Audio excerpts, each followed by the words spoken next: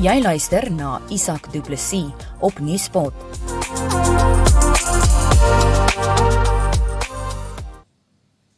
Aan wie laat jy die afhandeling van jou boedel oor? Die afhandeling van jou boedel.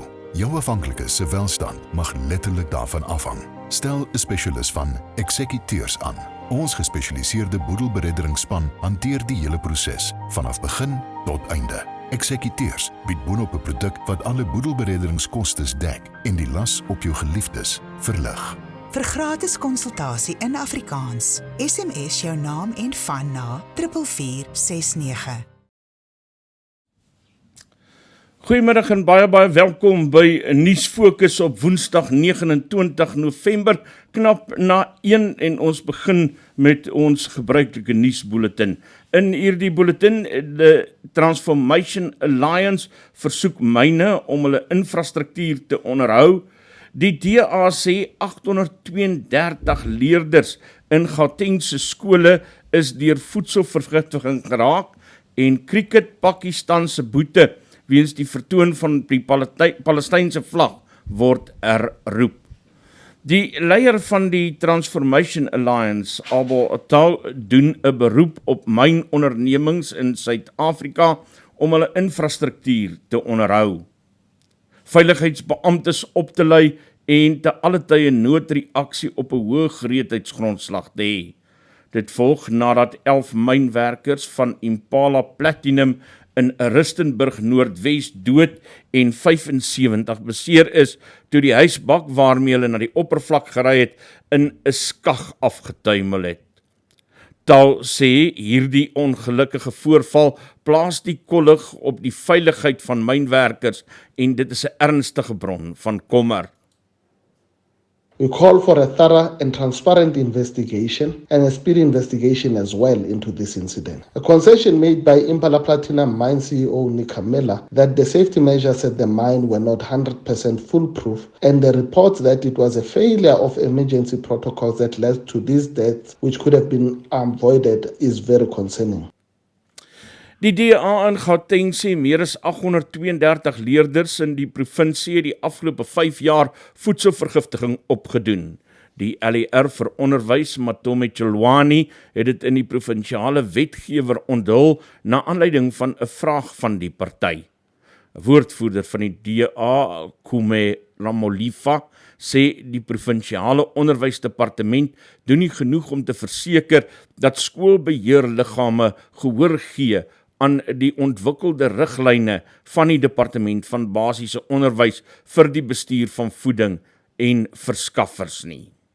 The department has reported that 12 incidents of food poisoning have occurred across all Gauteng schools after learners bought and ate food sold by vendors inside the school premises. The department only recorded the number of incidents that occurred inside the school premises and excluded the incidents that occurred outside the school premises but affected learners. Die finansiële wêreld rou oor die verlies van 'n visionêr, miljardêr en ondervoorsitter van Berkshire Hathaway, Charlie Munger, en hy het op die 99-jarige ouderdom in 'n hospitaal in Kalifornië gesterf. Hy was die sakemagnaat Warren Buffett se regterhand en het 'n deurslaggewende rol gespeel in die uitbouing van die sukses van Berkshire Hathaway. Buffett prys Munger vir sy inspirasie, wysheid en volharding in die sakewêreld. Munger het in 1978 die ondervoorsitter geword en deurslaggewende beleggingsbesluite beïnvloed. Forbes beraam sy persoonlike fortuin op sowat 48 miljard rand.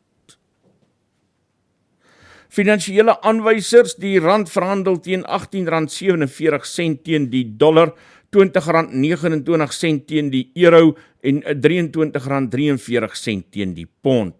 Bitcoin verhandel teen $38,327,12 en die prys van goud is $2,041,2 per fyn ons, terwyl die prys van Brent ruolie op $81,69 per vat staan.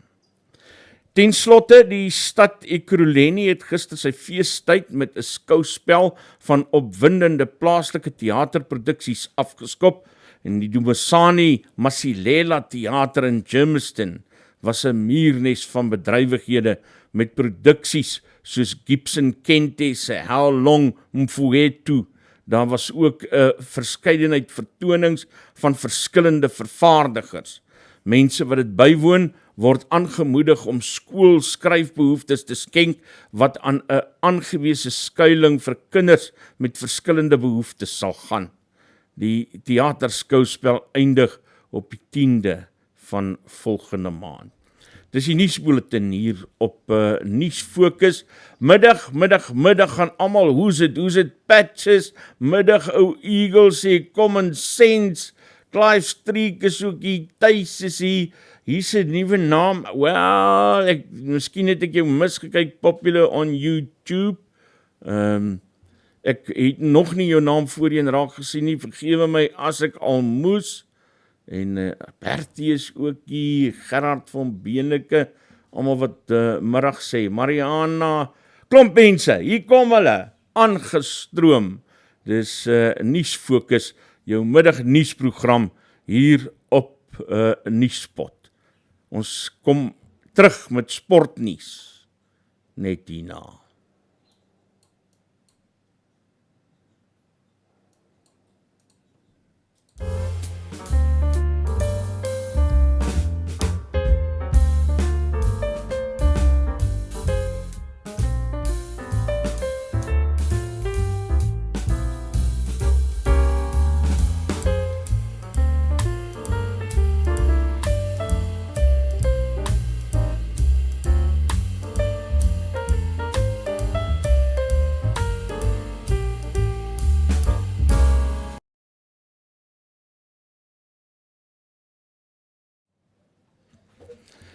Sportnuus hier op Nuusfokus, dis so 7 minute na 1 en ons gou kyk na die jongste sportnuus en uitslaa. Die minister van Sport, Kuns en Kultuur, Zizi Kotwa, het die wysiging van sportwetgewing bevestig in ooreenstemming met aanbevelings van die Wêreldagentskap teen die gebruik van verbode middels. Dit volg op WADA se stelling in September dat Suid-Afrika se bestaande wetgewing nie aan die wêreldkode teen verbode middels voldoen het nie. Die wysigingswetsontwerp het op die Afrika Instituut vir Dwelmvrye Sport dies nou gefinaliseer en Kotwa bevestig ook Suid-Afrika se verbintenis om gasheer van die WADA Afrika streekkantoor in Kaapstad te wees. Kom ons hoor gou wat sê julle hieroor. I am pleased to announce that we have worked tirelessly to amend the legislation as recommended by World Anti-Doping Authority. The bill has now been submitted to the Parliament of the Republic of South Africa. The bill was formally placed on the Government Gazette on Thursday, 23rd November 2023. This is a very important, significant progress for us. Vervolgens rugby, die Blitsbokke het in Dubai aangekom vir die eerste toernooi hierdie naweek van die nuwe Sewes reek. Suid-Afrika was baie suksesvol in die Verenigde Arabiese Emirate en hulle mik na 'n 11de toernooi oorwinning. Die Blitsbok losskakel Justin Geduld is die mees ervare lid van die groep. Hy speel in sy 55ste Sewens toernooi en Geduld was laas in 2020 in Dubai en hy sê dis goed om terug te wees. We've been very successful in the past few years, yes, so looking forward to doing that again. It's just been to try and focus on ourselves and not try to focus on too many other stuff, other teams, too many outside stuff that can distract us. I think it's important to just focus on what our goal is and focus on the processes so that we can reach our goal actually. Netbal is volgende op die spyskaart. Die Departement van Sport, Kuns en Kultuur het die aanstelling van 5 lede op die onafhanklike raadgewende paneel oor sport aangekondig. Hierdie is 'n poging om 'n netbal arena te ontwikkel wat daarop gemik is om die ontwikkeling, die volhoubaarheid en mededingendheid van netbal in Suid-Afrika te verbeter. Ons kom nou by cricket en ons het vanoggend ook al daaroor berig, Pakistan se beheerliggaam wat besluit het om die 50% wedstrydfooi te herroep wat hulle die paaltjiewagter Azam kan opgelê het omdat hy 'n plakker met Palestina se vlag op sy kolf vertoon het. In elk geval belaglik. Dit is nie so belaglik soos Ronnie Kasril se vloermoer oor daardie Hamas aanval. Jy kan nie mense dwing om soos jy te wil dink nie, man. Al stem jy nie met hulle saam nie. Tennis, ons sluit af. Die wêreldnommer 2, Aryna Sabalenka van Belarus en die 4de speler op die ranglys. Elena Rybakina van Kazakhstan. Hulle gaan hulle voorberei vir die Australiese Ope op die Brisbane internasionale toernooi wat begin. Sabalenka het haar eerste Grand Slam toernooi titel vroeër vanjaar in Melbourne ingepalm, maar het nog nie voorheen in Brisbane gespeel nie. Die toernooi vind die eerste keer sedert 2020 plaas, want die daaropvolgende 3 jaar is gekanseleer weens die COVID-19 pandemie. En dis jou sportnuus hier op Nuusfokus. Ons gaan aan met die nuus. Ons sê net vir die borge dankie dat hulle na Nuuspod kyk en dan kom ons nou terug met verdere nuus.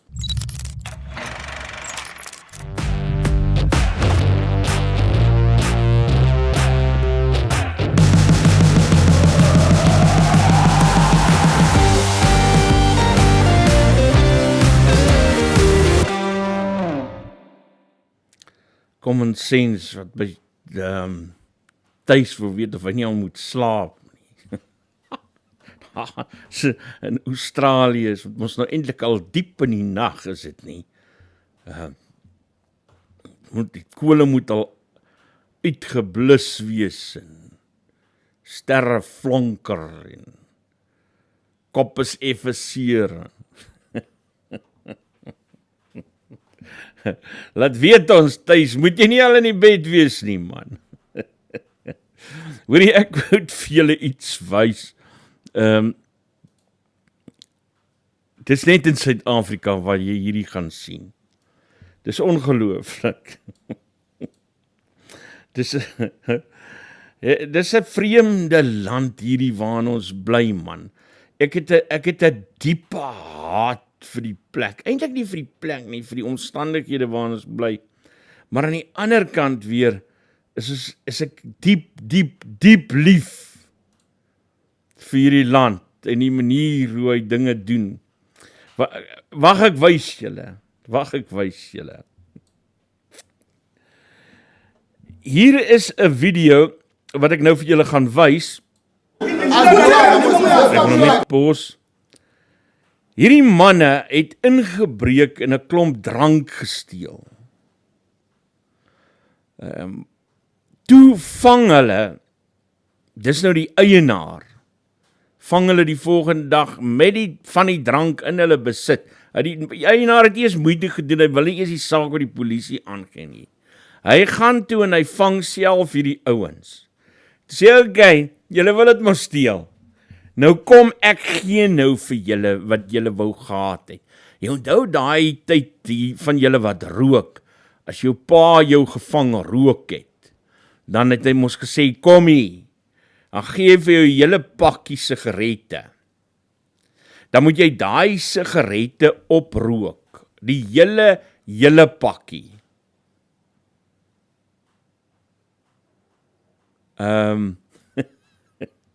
Dis wat hierdie ou met hierdie 2 ouens gedoen het. Kom ek wys gou vir julle. Of met hierdie klomp ouens.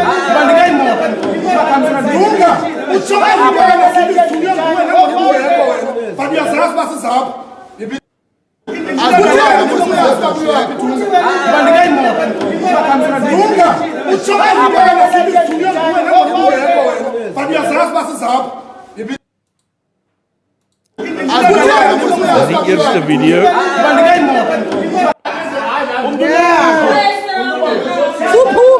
Sophumla.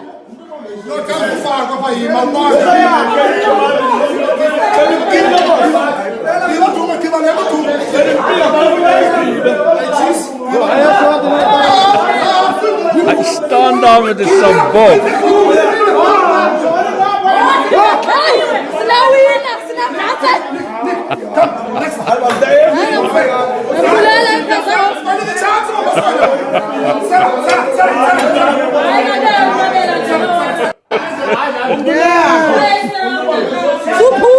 Sophumla. Moet dit doodmaak.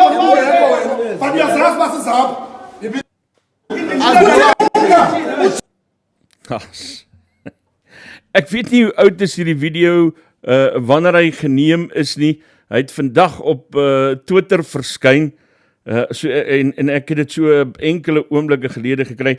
So ek moet onmiddellik sê, ek het geen idee of dit 'n ou video is nie. Dis ook moontlik dat dit eergister kon geneem gewees het, maar wat dit ook al, hoe dit ook al sy, ek dink is 'n wonderlike idee. Daar sit hy vir die manne neer en sê, nou vat julle wat julle wou gehad het. Dis was wat julle wou hê. So, hier het julle dit. En hy staan daar met die sambok. En hy wag. Hy sê, as jy nie drinkie, dan gaan jy spuit wees. Ek bel gou vir Dirk Herman, en gesels met hom oor verdere verwikkelinge daar in Switserland, in Genève, waar hulle voor die VN is. Ons is binne oomblikke terug, en dan gesels ons met Dirk Herman. Bertie sê, hy voel by daai Boedels toer gaan inbreek.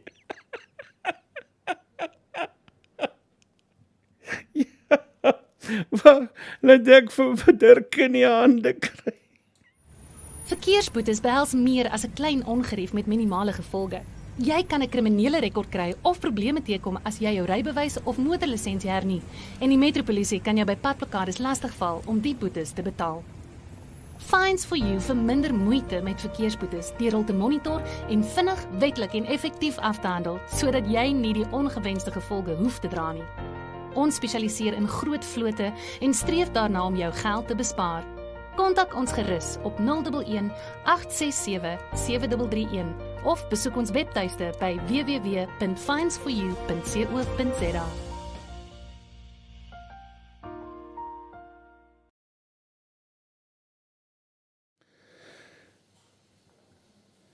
Dan sê ons is terug op die lig en Dirk Herman van Solidariteit en sy kollega Anton van der Byl het vanoggend hulle gesprek gevoer met die VN se internasionale arbeidsorganisasie. Groot gesprek gewees sê hulle en waarskynlik die belangrikste van hulle besoek.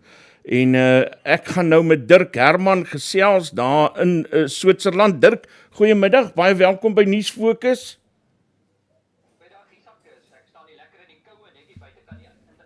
Arbeidsorganisasie.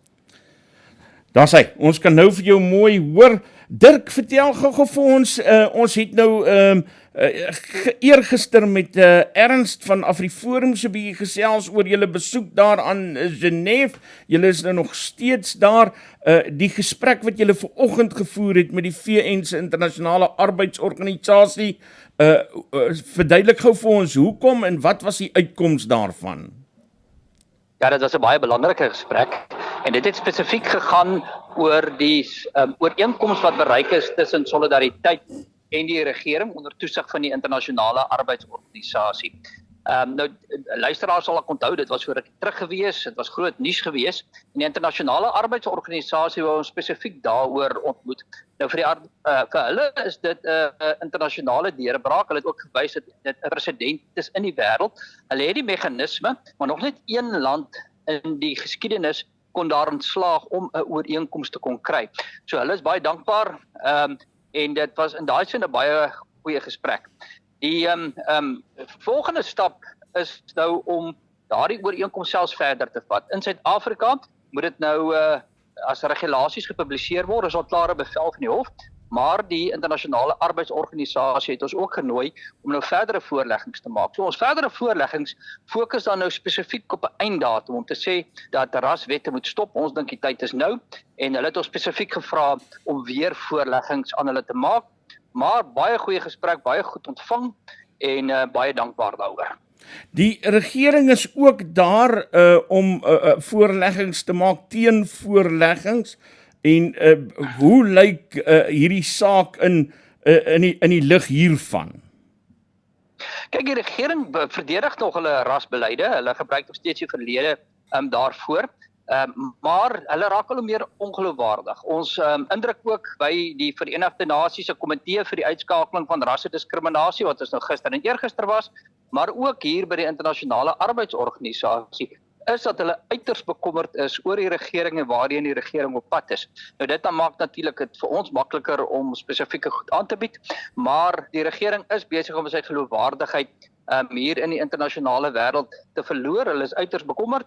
Hulle sien dit nie meer as hierdie groot wonderwerk nie. Maar steeds probeer die regering dit verdedig maar die probleem vir die regering is dat hulle is besig om al hoe meer vasgedraai te word. Onthou, hulle is verplig om hierdie internasionale konvensie, in hierdie geval is dit nou konvensie 111 van die internasionale arbeidsorganisasie te implementeer. Daardie konvensie het sekere bepalings, soos byvoorbeeld dit moet tydelike wees, dit mag nie aparte regte skep nie, mag nie op grond van ras gebaseer wees nie, dit moet opleidingsgefokus wees en dit moet die sosio-ekonomiese posisie van mense in ag neem.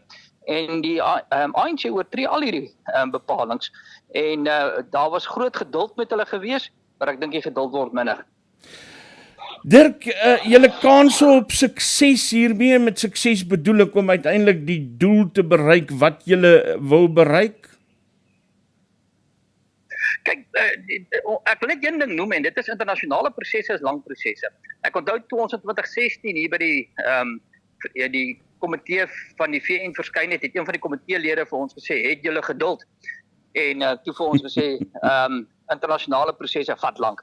En dit is ook so. Kom ek vat byvoorbeeld hierdie een groot deurbraak gemaak, stappe vorentoe gegee. Nou word daar vir ons gesê, doen verdere voorleggings. Dit moet voor 24 September volgende jaar gedoen word vir 'n sitting November volgende jaar. En dan word dit weer aangehoor en dan word dit verder gevat. Maar elke stappie is 'n stap vorentoe. En wat ons besig is om weg te kalwe is hierdie abnormale rasbedeling van Suid-Afrika. En ons mag nooit gewoond raak daaraan nie. So ons moet aanhou veg om te keer dat die abnormale nie normaal word nie. En dit is wat ons mee besig is om te doen. Jy kan naderhand moedeloos raak en sê ja, maar wat kan die VN doen en wat kan die regering doen en wat. Maar die feit van die saak is as jy ophou, het jy oorgegee en dan word dit die norm. Ek onthou ek het nog by Monitor en Spectrum al baie gesprekke met julle gevoer toe julle begin het daai tyd. So beteken dit ons gaan hierdie ding uiteindelik eers 'n werklikheid, ons kleinkinders gaan dit eers sien as 'n werklikheid. Ag nee, ek dink ons kan dit al klaar sien as 'n werklikheid. Ek dink daar is al klaar deurbrake. Elke deurbraak is ook vir ons en ons kinders. En hierdie deurbraak was al in die vorm van die ooreenkoms wat geteken is tussen ons en die regering onder toesig van die Verenigde Nasies. Dit was al klare stap vorentoe. En ek sien ons sê ons moet die klein stappies sien ook as deurbrake. En wat baie belangrik is dat die Verenigde Nasies prosesse is net een pyl in jou koker. Daar's baie ander pyle ook. Die ander pyle is byvoorbeeld hofsaake in Suid-Afrika, byvoorbeeld om te sê man, ons help mekaar om in diens te kom, soos die onlangse platform wat Solidariteit bekend gestel het, of ons bou ons eie instellings, ons lei ons mense op, ons maak hulle vry van regstellende aksie deur goeie kennis. Dit is alles deel van 'n groter strategie. En die Verenigde Nasies deel is een daarvan, maar ons kry nou al voordeel van die ander pyle in die koker. Dirk, en die verhouding tussen julle en die regering terwyl julle nou besig is met hierdie hele proses, want ek sou dink dat die verhouding op een of ander manier na die een of ander kant toe geraak moet word. Kyk, op die oomblik is dit interessant dat daar wel oop gesprek is. En dit het nogal uitgekom hier vanmôre by die internasionale arbeidsorganisasie. Hulle was verstom dat daar wel dialoog is. Nou dit is positief, daar is gesprek. Onthou wat hier gebeur het is dat die regering het 'n keuse gehad om met ons te praat. Die internasionale arbeidsorganisasie het gesê daar's vrywillige bemiddeling. So die regering kon gekies het en ons kon gekies het. Nou ons het gekies om te praat en die regering het toe ingestem. So dit beteken daar's ten minste dialoog. Nou dit is goed. Jy kan nie altyd net in spanning met mekaar staan nie, alhoewel ons natuurlik nie bang is daarvoor nie, maar dit is ook goed dat daar gesprekke voer en op die ouend ooreenkomste bereik word. En dan het die Verenigde Nasies wel die forum gegee, om die platform gegee om dit te kan doen. En ek dink mens moet altyd gesprek eers te stel, sonder om te twyfel om maar partykeer die bokshandskoene ook uit te haal. Onthou in hierdie geval net weer eens, die gesprek het eers nie goed gegaan nie. Daar het niks gebeur nie. Ons het in die mediasie ingegaan en ons wou uitstap want dit was nutteloos geweest. En toe kom hierdie verandering van die wet op billike indiensneming en daai mal regulasies. En toe gaan daar spanning in die proses en toe word daar hofsaake gemaak en ander instellings spring in en daar is opstande in van die woongebiede en daardie spanning het toe weer tot gesprek gelei. So partykeer moet mens maar ook oorlog maak ter wille van vrede. Vrede alleen is gewoonlik nie goed genoeg nie. Net so vir 'n laaste vraag, Dirk, is daar 'n verskil in die voorleggings wat julle in AfriForum doen? Hoe werk die proses tussen julle die twee onderskeie organisasies? Ja, ons is 'n gedigte span. Ons het verskillende fokus en hoeke. AfriForum fokus nou meer op spesifiek burgerregte oortredings, op haatspraak teenoor minderhede en hulle het dit baie effektief gedoen. Hulle het onder andere plaasmoorde op die agenda gesit en dit was baie suksesvol geweest. Ons fokus weer baie sterk op rassekwotas, teikens in die werksplek en daar buite. En die twee komplementeer baie goed. Dit is baie goed as jy in sulke internasionale platforms meer stemme het wat gehoor kan word en ons stemme komplementeer mekaar lekker. Ek dink saam het ons regtig 'n verskil gemaak. By die internasionale arbeidsorganisasie, daar is dit uit die aard van die saak nou weer net solidariteit omdat dit arbeidsverwant is en later die week is AfriForum weer by die komitee vir minderhede. Dirk Herman van Solidariteit, baie dankie dat jy vir ons tyd gemaak het, Dirk, en stuur groete daar vir Anton, sê vir hom ek dink aan hom, want ek weet ek en hy praat ewe goed Vrystaat Engels. Ek sal vir hom sê, maar ek het daarom vir julle baie goeie nuus en vir my ook, die mense se Engels hier is swakker as ons. Dis nou lekker positiewe manier om daarna te kyk. Dirk, groete hoor. Daar is hy, mooi bly hoor. Dis Dirk Herman van Solidariteit wat so gesels oor hulle saak daar voor die Verenigde Nasies in Genève, Switserland. En net hierna gesels ons verder.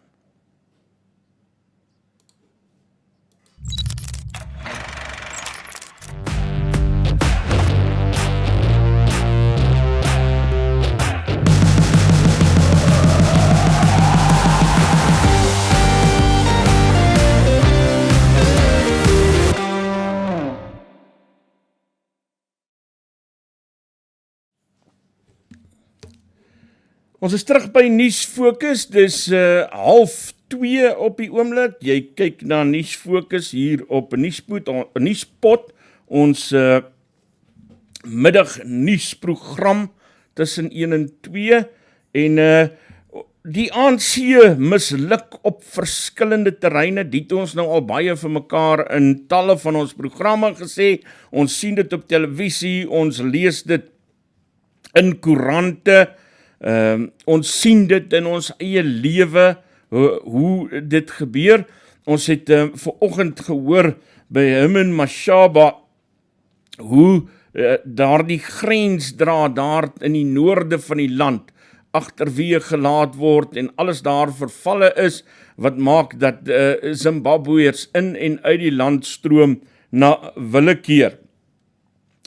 Nou gebeur dit dat 'n mens hierdie goed voor die ANC se deur lê, maar soos wat die ANC maak, sal hulle dit ontken en hulle gooi die hele tyd onwerklike goed, onwaar goed voor as synde die party se suksesse.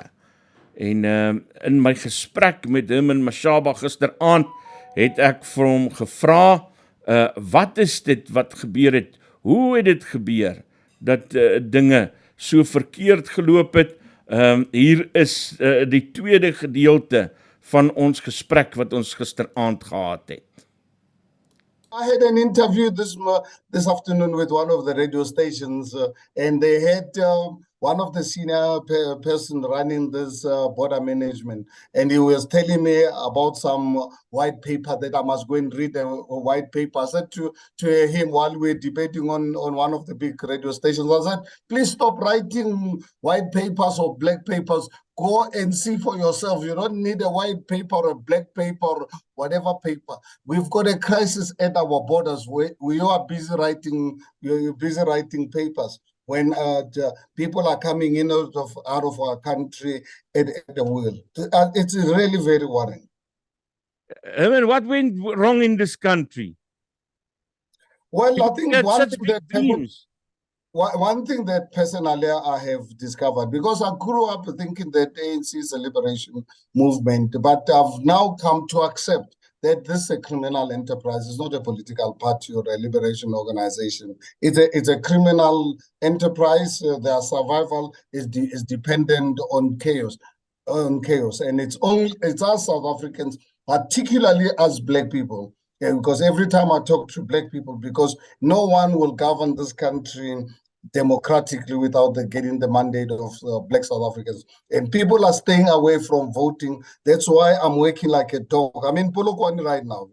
I left home. I left my family on Sunday. I'll only, if I'm lucky, get back home tomorrow night. I'm going around to villages. I had a very successful meeting with over 40 the traditional leaders in Thohoyandou today. I'm saying, please go and talk to your residents, go and talk to your people. We have to next year make sure that they are registered to vote. We've got to vote this government out. Otherwise, next year, if we fail to remove ANC from power, I'm afraid things are going to get worse, because ANC is not going to change. If what I saw yesterday, when they knew I was coming and they know when I confront issues, I don't play political games. I confront issues direct. So I thought they will play games to pretend as if things are working. I can tell you right now, what I saw, there's just no way I can describe it to you. And you are most welcome to talk to any journalist, because I had a big number of journalists, and they've written quite a lot about our experiences. So you're not only getting it from me. The situation is worse than what I can explain. Ja. Hom en Mashaba wat so praat, die veelparty handves het gister aan die Oosterrand daar in Ekurhuleni by mekaar gekom, en hulle het met burgerlike groepe vergader in 'n gesprek oor wat volgende jaar gaan gebeur in die verkiesing.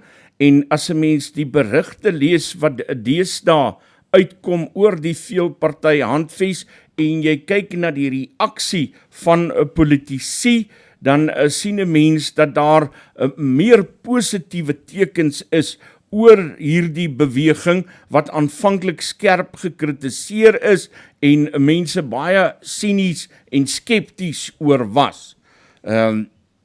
Gister het die verskillende partye dan by mekaar gekom saam met burgerlike organisasies, en het hulle die geleentheid gehad om dis die burgerlike organisasies om aan die leiers van die 8 partye van die veelparty handves vrae te vra, en ook te sê wat hulle dink nodig is vir die koalisie om aan bewind te kom. Ek het ook vinnig 'n gesprek met hom en daaroor gevoer en vir hom gevra, hoe en waar staan die verskillende partye nou met mekaar? Ons luister gou verder na hom. I had an interview this afternoon with one of the radio stations, and they had one of the senior. And I said, look, one thing that I am going to do, I am going to investigate where the province got the money from, because otherwise, next year, if we fail to remove ANC, they knew I was coming, and they know when I confront issues, I don't play political games. I confront issues direct. So I thought they will play games to pretend as if things are working. I can tell you right now, what I saw, there's just no way I can describe it to you. And you are most welcome to talk to any journalist, because I had a big number of journalists, and they've written quite a lot about our experiences. So you're not only getting it from me. The situation is worse than what I can explain. Now, I've seen the images, and I mean, I travel myself around the country, but then they still have the audacity to give how many big 4x4 buckies to all the tribal chiefs, and apparently there's another 30 coming, but they don't fix that fence. Well, that is what I heard actually today when I was engaging the traditional leaders in Thohoyandou. And I said, look, one thing that I am going to do, I am going to investigate where the province got the money from, because people of Guyana and people of most of the areas don't have water. And now, where did they get the money from? But I'm not saying the traditional leaders don't deserve those buckies. So I said to them, please take them. I know you are going to work with us as Action SA. At least you'll have transport to assist us to go from village to village, house to house. Use these buckies. Don't refuse them. They are my taxes. They are your taxes. Take these buckies. Well, let's work together to, at least they've given you transport this time to really be able to go out and come. So they must use the ANC's buckies to get you votes. We are going to use those buckies to campaign. How big is the problem of illegal immigrants in South Africa? It's like, tell me, how will you know the number of people in this country when people are coming in without going through the border? The border. So nobody knows. But one thing I can tell you, the problem, it's huge. It's more than what you can think. As I'm talking to you right now at Bainbridge, people are coming in and out, not through the border, because through the border they must pay tribes, because those people are, everyone is corrupt. So what they do, they go through the broken fence. So how will we ever know? And you can imagine, this is at Bainbridge, and I'll be visiting in the coming weeks and months. I'm going to be visiting other border posts. And in fact, one of the days I want to actually challenge them, that I want to have a look at what's happening at our airports, because we're not only having problems at Bainbridge, even at our airports we've got problems. But I know they are going to deny giving me access, but I'm going to insist, so that ultimately, I don't know, maybe one day they might just wake up, they can have a spiritual belief or something, because you must understand, these people are communists, and communists don't believe in God, and they want us not to believe in God. So they don't have hearts. They are shameless, because that's communist. So the only way communism can thrive is to make sure that you get people with no souls, and these are people with absolutely no soul whatsoever. That's why they don't listen. You have emphasized the necessity to get rid of the ANC next year. The only way we're gonna get a chance for doing that is if your party and the other parties in the multi-party convention work together. How does that look? Are you on your way giving us something stable next year? Well, I think, for us as Action SA, I proved it, Isak, when I ran the city of Johannesburg. I ran the most stable municipality.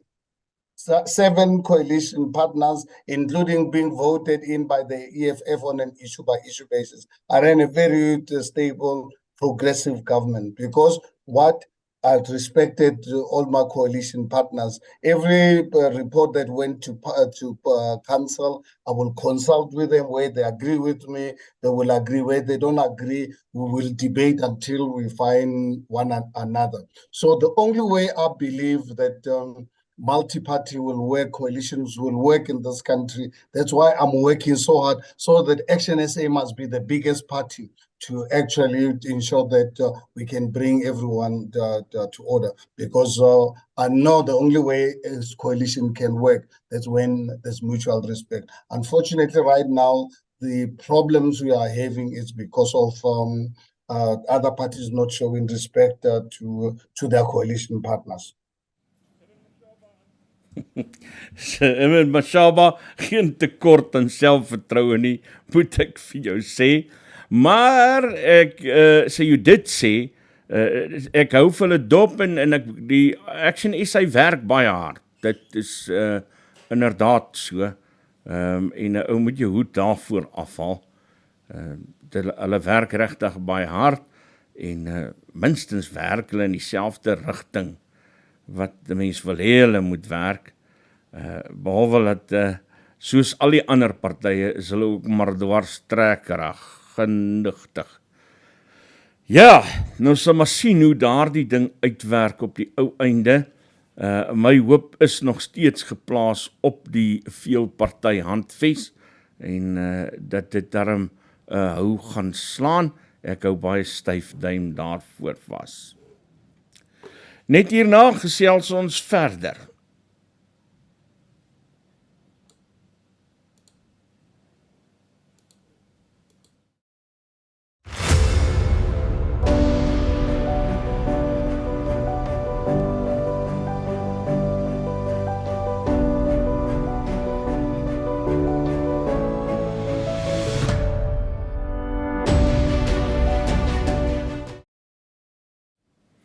Een van die groot stories wat hierdie week uitgekom het, is die inhegtenisneming van die man van die oorlede dominee Liezel de Jager van Amanzimtoti, wat in 2021, Oktober 2021, by hulle huis in Amanzimtoti vermoor is.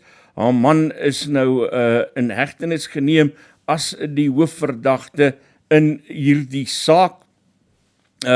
Liezel, hulle het voorheen op Appington, in Appington se wêreld by Kanon-eiland, was sy predikant gewees en daar het hulle heel wat persoonlike vriende en mense wat hierdie week laat blyk het hoe geskok hulle is oor die nuus dat Werner in hegtenis geneem is. Anina Burger het 'n berig hieroor in Netwerk 24 gepubliseer, Dominee Liezel se man in die hof.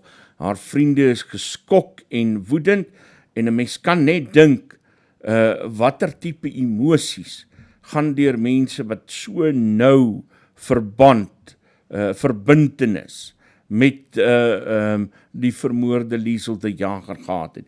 Een van die mense wat baie naby aan die egpaar was, is 'n oud maat, studentemaat van my, wat saam met my teologie geswat het, Renier Lourens.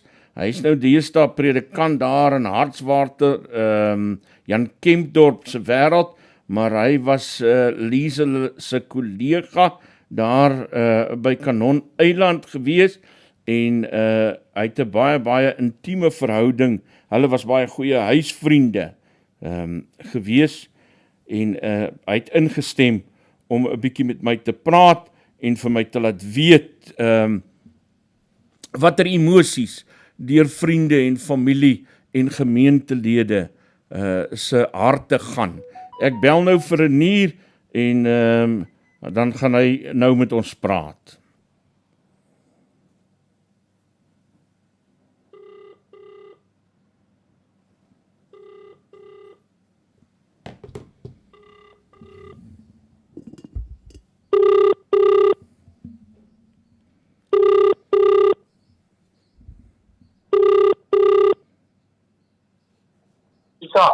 Renier, ons is op die lig. Baie dankie, welkom hier by Nuus Fokus. Baie dankie. Renier, verstel jou gou self voor aan ons luisteraars asseblief. Ek het nog gesê, jy's predikant daar in Jan Kempdorp se wêreld, maar jy kan jouself ons beter voorstel as ek. Ja, nee, Isak, ek is hier by die NG Kerk op Tjekrekening. Nou, Tjekrekening is so amper presies in die middel tussen Jan Kempdorp en Hartswater hier in die Vaalhart skema. Ek is nou so 2,5 jaar hier. Ek was daar by Nylersdrif net buite Keimoes. Was ek so vir 7 en 'n bietjie jaar predikant. Ja, dis nou so daar langs Kanon-eiland, kan 'n mens maar sê. Maar is duidelik dat jy baie ordentliker ou as ek is, want ek het nou vir die mense gesê, ons het saam gestudeer, maar jy's nou nog steeds in die bediening, baie voorbeeldig, en ek moes dit toe nou los. Ja, wat ek is maar nog steeds in die bediening. Ek geniet wat ek doen verskriklik baie. Ek weet nou net nie of 'n ou altyd so voorbeeldig is nie. Maar wat Moenie te hard vir die mense vertel nie. Renier, ons wil graag met jou gesels oor die verhouding wat jy met Liezel de Jager gehad het. Dis groot nuus hierdie week, die inhegtenisneming van haar man Werner. Ons weet sy het in Appington ook gewerk en dat sy baie noue verhoudings met talle mense daar in die omgewing het. So ons het gedink is goed om met jou te gesels om 'n bietjie te hoor watter tipe emosies, wat maak hierdie nuus met mense soos julle wat na aan Liezel was? Isak, ja, Liezel was destyds voordat sy hier af is na die suidkus van Natal, was sy predikant by die NG Kerk op Kanon-eiland, wat nou my buurgemeente was. En Liezel was 'n geliefde predikant onder die mense van Kanon-eiland en die Beier gemeenskap langs die Benede Oranje rivier. En toevallig het dit nou so gebeur dat ek en Liezel en Werner en my vrou baie goeie huisvriende geword het, so met die verloop van tyd. Ek dink terwyl sy in Kanon-eiland was en ek in Nylersdrif was ons nou 5,5 jaar kollegas. So ons het gereeld by mekaar gekuier, ons kinders is min of meer dieselfde ouderdom, so hulle het lekker saam groot geword en gespeel en die tipe van ding. So dit was vir ons nou nogal 'n reuse skok die oggend toe ons nou hoor van die gebeure rondom Liezel daar in Mansentotie. Geskok in die sin van ons kon nie glo dat dit met iemand soos Liezel gebeur nie, en omdat ons nou soeke goeie vriende was en vir haar en haar gesin ook verskriklik lief was, is dit iets wat 'n mens eintlik heeltemal uit die veld geslaan het, as ek dit nou so kan stel. Jy sê 'n belangrike ding, Renier, wat jy sê dit het met iemand gebeur wat 'n mens nie vir 'n oomblik kan bedink dit sal gebeur nie. Wat 'n mens seker op 'n emosionele manier baie harder slaan. Ja, ek moet vir jou sê, dit was nou nogal regtig vir ons as een van die familie wat oorlede is. En nou op so 'n gewelddadige manier ook nou nogal. Dis maar altyd 'n skok as jy van 'n vriend of 'n familielid se afsterwe verneem. Maar nou op so 'n gewelddadige manier, jong, dit sit maar net nie lekker op 'n ou se krop nie. En aanvanklik is 'n ou sommer, jong, jy sommer vies en kwaad vir die wêreld en vir almal wat jy dink daarbey betrokke mag of kan wees of so iets. So, ou loop vir 'n ruk lank stom geslaan rond en dan is jy weer vir 'n ruk lank verskriklik kwaad. En ek dink jy ou raak regtig van die woede vreeslik ontslaan nie. Ou leer maar so saam met dit leef. En elke keer as ons nou maar lees in die koerante rondom die saak en ou praat nou maar, want ons het ook maar gedeelde vriende gehad in die omgewing van Kanon-eiland, dan kom die emosie van hartseer en kwaad word maar elke keer na vore. Het julle Werner van die begin af verdink? Was dit vir julle verrassing dat hy in hegtenis geneem is? Ek weet nou nie. Isak, weet jy, my eerste, ek was nie by die huis nie, ek het die nuus gekry, ek was op 'n huisbesoek en die mense het my gebel en my laat weet, ek dink dit was seker 'n halfuur of so nadat sy oorlede is. En ek het dadelik huis toe gekom en ek het dit vir my vrou gesê en my woorde aan my vrou was nog dis Werner. Ek dink nie in ons harte het ons 'n twyfel daaroor gehad. En ek praat nou van op 'n menslike vlak nie, ek meen daar's ons nou die hele ding nou deur die hof gaan en so, maar op 'n persoonlike vlak en op 'n vriendskapsvlak was ons maar in ons harte oortuig dat hy maar 'n hand in die ding gehad het. En dit is vir ons hartseer omdat ons nou maar vir Werner ook omgegee het en vir hom ook maar op 'n manier lief geraak het, as jy nou verstaan wat ek sê. Sou julle ooit so iets van hom verwag het? Weet jy, Isak, ek weet nou eintlik nie wat ek alles mag sê en wat ek alles nie mag sê nie. Daar was verskeie kere wat Werner sy eie lewe probeer neem het. Die laaste keer was so 'n jaar of wat voordat hulle af is 'n man se dood toe. En ek was nou toevallig die aand betrokke waar Werner weggeraak het en hy is uiteindelik opgespoor en hy het gepoog om homself te vergas en hy is toe nou uit die voertuig uitgehaal en hy is na die hospitaal op Kakemas vervoer en ek het toe teruggegaan Kanon-eiland toe.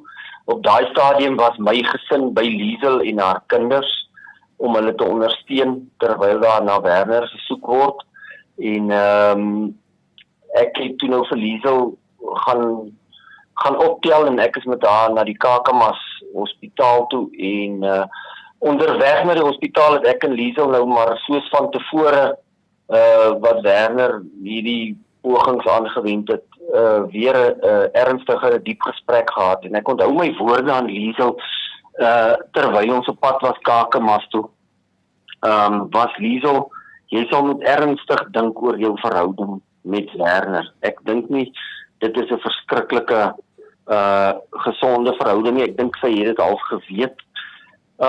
Maar getrou aan die persoon die Liezel was en ook haar liefde vir Werner het sy toe nog maar vir my gesê jy weet, sy voel nie dat sy ooit op daai stadium 'n einde sou maak aan die huwelik of dit oorweeg nie. En ek het toe vir haar gesê, Liezel, ek dink jy moet net ernstig daaroor dink, want wat gaan jy doen die dag as hy besluit om 'n einde aan sy lewe te maak en hy vat moontlik die 2 pragtige kinders saam met hom. Nooit daar gedink dat hy ooit aan Liezel enigiets sou doen nie. So ja, hy het maar nog altyd 'n streep in hom gehad, dat hom so 'n bietjie ou het gewonder oor Werner, hy kon maar lekker kwaad raak. Ek dink hy het moeilik beheer oor sy woede gehad. So ek weet nie, dis maar dit. Ek kan jou een ding sê, ek wil nou nie die erns van hierdie saak afbreek nie, maar ek kan hoor, jy sal baie lank dome nie. Wat baie diplomaties is. My woordentaal gebruik. Ek wil nou vir jou dieselfde vraag vra as wat ek vir Ian Cameron gevra het, en ek dink dis eintlik jy's goed so, dat jy hierdie vraag ook antwoord. Jy's nou na aanleiding van jou laaste klompie gedagtes ook. Renier, is hier nie 'n boodskap vir vroue in die algemeen oor vreemde gedrag in verhoudings? Is daar nie te groot vanuit ons godsdienstigheid, vanuit ons getrouheid aan die geloof en godsdienstige reëls, klou ons nie te benepe vas aan dat goed gered moet word in plaas van om jouself te red nie. Moet ons nie vir vroue leer om as hulle vreemde goed in 'n verhouding opmerk, moet hulle asseblief erns daarvan maak, want dit kan tot baie groot skade lei. Isak, ja, jy grap nou oor my woord en taalgebruik. My vrou sê ek praat predikantaans. Man, weet jy wat, ek moet nou vir jou eerlik sê, ek is een van die laaste ouens wat vir mense sal sê, 'n ou moet uithou en 'n ou moet die beste probeer om weer te begin en die tipe van goeters.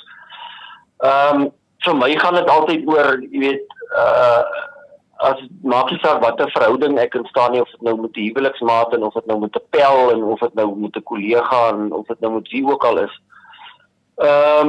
Ek dink verhoudings moet 'n bydrae lewer tot my lewe om vir my te help om 'n sinvolle en 'n betekenisvolle lewe te leef. En die oomblik as dit nie meer gebeur nie, dan dink ek moet ou aanbeweeg. Moet ou ernstig begin vra of die ding nog die moeite werd is. So as jy my nou vra wat is die boodskap, jong, in die algemeen dink ek ons almal sien tekens raak in verhoudings, of dit nou huweliksverhoudings of vriendskapsverhoudings is, maar kom ons praat nou oor huweliksverhoudings. Jong, as dinge begin dwars draai, moet ou ernstig veel vra of ek nie maar uit die ding moet uitklim nie. Dit is maar my persoonlike gevoel. Ek dink jy's reg as jy sê, ons maak op grond van ons geloof of godsdiens, of wat dit nou ook al mag wees, ouma of oupa of ma of pa se siening. Dalk te veel daarvan dat ou ten alle koste verhoudings moet probeer red. Ek dink dis 'n verregaande idee. Daai ten alle koste is net te veel. Ou doen wat jy kan doen, maar op 'n stadium moet jy ook vir jouself sê, ek dink die ding het die einde van die pad bereik. En dan vind ou maar net 'n manier om die ding op so 'n siviele moontlike manier te eindig en aan te beweeg. Vir jouself en vir die mense rondom jou. Dis Dominee Renier Lourens daar van Tadcaster. Renier, baie dankie dat jy met ons gesels het oor 'n baie sensitiewe gesprek. Ek waardeer dit baie, groetnis en sterkte daar aan jou kant. Dankie, Isak, lekker dag vir julle. Dit was 'n plesier en 'n voorreg. Dis 'n storie wat mense ook geweldig diep raak. Ek waardeer regtig die feit dat Renier bereid was om met ons te gesels.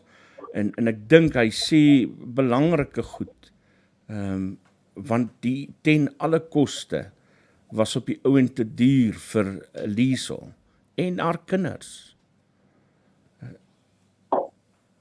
Nou ja, dit bring ons aan die einde van vandag se program. Baie dankie dat jy saam gekyk het, saam luister, vir die wat nog kom en wat nie deel is van die regstreekse program op die oomblik nie, net so 'n groot waardering vir julle ook. Môreoggend 7 uur is ek terug met Stroomop en môre middag dan weer met nuusfokus en dan moet julle onthou Vrydagoggend is daar geen uitsending nie en dan sien ek julle eers weer Maandagoggend. Groetnis.